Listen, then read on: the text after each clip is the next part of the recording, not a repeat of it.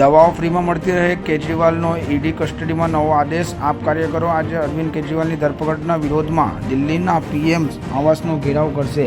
મુખ્યમંત્રી અરવિંદ કેજરીવાલની ધરપકડના વિરોધમાં આમ આદમી પાર્ટીનો વિરોધ ચાલુ છે. આજે પાર્ટી વડાપ્રધાન આવાસનો ઘેરાવ કરશે. કેજરીવાલની 21 માર્ચે દારૂ પોલિસી કૌભાંડ કેસમાં તેમના નિવાસ વિસ્તારથી ધરપકડ કરવામાં આવી હતી. તે 28 માર્ચ સુધી ઈડીની કસ્ટડીમાં છે. આજે કેજરીવાલે ઈડી કસ્ટડીમાંથી બીજો સરકારી આદેશ જાહેર કર્યો છે. આપ મંત્રી સૌરભ ભારદ્વાજે કહ્યું કે કેજરીવાલે સ્વાસ્થ્ય મંત્રાલયને સૂચના આપી છે કે મોહલ્લા ક્લિનિક્સમાં ગરીબો માટે દવાઓની કોઈ અછત ન પડવી જોઈએ. લોકોને મફત ટેસ્ટ અને દવાઓ પૂરી પાડવામાં આવે.